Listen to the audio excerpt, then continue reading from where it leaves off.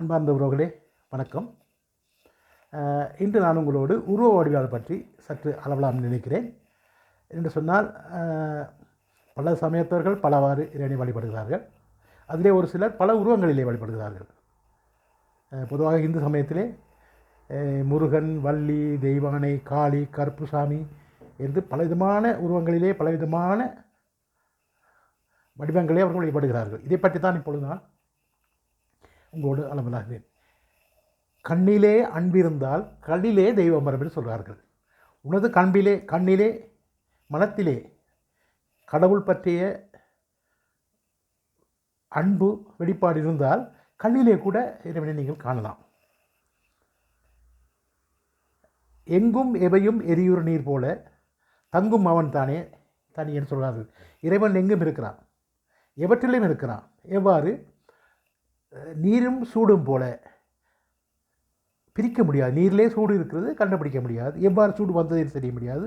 அவ்வாறு தான் நீரும் சூடும் போல இறைவன் இந்த உலகத்தில் இருக்கின்ற அத்தனை சிவராசிலும் படர்ந்து இருக்கின்றான் என்று சொல்கிறார்கள். கல்லை கண்டால் நாயை காணோம், நாயை கண்டால் கல்லை காணும் சொல்கிறார்கள். ஒரு கல்லிலே வடிக்கப்பட்ட அந்த நாய் தத்துருவமாக இருக்கின்ற பொழுது அதை பார்த்து பார்த்து அழகான ஒரு நாய் அங்கே இருக்கிறது என்று கலைஞர் கலையை ரசிக்கத்தென்று சொல்லுவார்கள். அழகாக அந்த கல்லை மறந்து விடுவார்கள். இதே போலத்தான் அந்த ரசிக்க தெரியாதவர்கள் செய்வார்கள். வெறும் கல்லை மட்டும் பார்க்கிறார்கள். இங்கே ஒரு கல் மட்டும் தானே இருக்கிறது, இதில் என்ன இருக்கிறது என்று சொல்லுவார். அது அவரவர் மனதை பொறுத்தது. கல்லை கண்டால் நாயை காணோம், நாயை கண்டால் கல்லை காணோம் என்று சொல்கிறார்கள். கடவுள் நீரை போன்றவன். சட்டியிலே பிடிக்கின்ற பொழுது சட்டியாக தெரிகிறான், போத்தலிலே நீங்கள் பிடிக்கின்ற பொழுது போத்தலாக தெரிகின்றான், முட்டியிலே பிடிக்கின்ற பொழுது முட்டியாக தெரிகின்றான், அண்டாவிலே பிடிக்கின்ற பொழுது அண்டாவத்தினராக அது அவரது விருப்பத்துக்கு ஏற்ற மாதிரி அவர்கள் அதை பிடித்து வைத்துக் கொள்வார். ஆகவே இதுதான் கடவுள், இப்படித்தான் கடவுள் என்று எள்ளி நகையாடுவது நம்மை நாமே எள்ளி நகையாடுவதற்கு ஒப்பானதாகும். சில உருவங்களை விரும்புகிறார்கள்.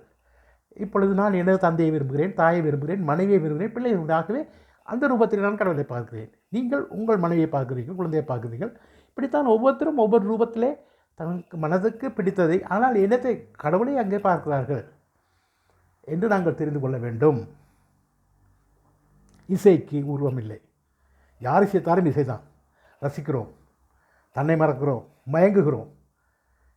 அதே போலத்தான் இது யார் இசைத்தது, எவ்வாறு இசைக்கிறார்கள், சிங்கள பாடலா, தமிழ் பாடலா, இந்தி பாடலா என்று இல்லை. அந்த பாடல் இனிமையாக இருக்கிறது. அந்த பாடலை நாங்கள் ஆழ்ந்து போகிறோம், அதிலே பற்று வைக்கிறோம். இதே போல தான் ஒவ்வொரு நீங்கள் எவ்வாறு காண விரும்புகிறீர்களோ அவ்வாறு உங்களுக்கு காணுவார். இப்பொழுது எனது மனைவியை நான் விரும்புகிறேன், ரசிக்கிறேன், எனது விருப்பம். உங்கள் மனைவியை நான் விரும்ப முடியுமா, ரசிக்க முடியுமா? அதே போலத்தான் ஒருவர் கணவனை இன்னொருவர் ரசிக்கிற பொழுது உலகத்தில் உள்ள அத்தனை பேர் ரசித்து கொண்டிருந்தால் என்ன ஆகும்? அவருக்கு மனதிற்கு ஏற்றவாறு அவர்கள் ரசிக்கிறார்கள், அவர்கள் வாழ்கிறார்கள், விரும்புகிறார்கள். ஆகவே நாங்கள் உருவ வழிபாடும் அப்படித்தான். அவர் இறைவனை அப்படி காண விரும்புகிறார். அது யார் குற்றம்? அது குற்றமா? அவரது விருப்பம். அங்கே சொல்லிவிட்டார்கள், எங்கும் எவையும் எரியுறு நீர் போலே தங்கும் அவன் தானே தனி. நான் விரும்புகின்ற கவிஞன் மறைந்த எம்.எஸ். சாஸ்திரம் அவர்கள், எத்தனை பெயர் கொண்டு அழைத்தாலும் அத்தனை பெயர்களுக்கும் அடங்காத ஏகப்பரம்பொருளே என்று அந்த கவிஞன் சொல்லியிருக்கிறார். அதே போலத்தான் ஒரே இறைவனை பலவாறு நாங்கள் பார்க்கிறோம், பல வழிகளே சொல்கிறோம். ஆனால் உங்கள் வழிதான் சிறந்தது, எமது வழி குறுகியது சொன்னால் உன்னிலே ஏதோ குறை இருக்கிறது, உன் அறிவிலே குறை இருக்கிறது, உனக்கு போய்த்தனிலே குறை இருக்கிறது என்றுதான் நாங்கள் பொதுவாக கருத்துமாகவே உருவ வழிபாடு என்பது அவர்கள் மனதுக்கு ஏற்றது, மனதுக்கு உகந்தது, மனமுருகி அவர்கள் இறைவனை அந்த உருவத்திலே காண ஆசைப்படுகிறார்கள். அது பிழை. அதை தடுப்பது என்பது இவனுக்கு ஒரு மேல தனி மனிதனுக்கு சுதந்திரம் இருக்கிறது.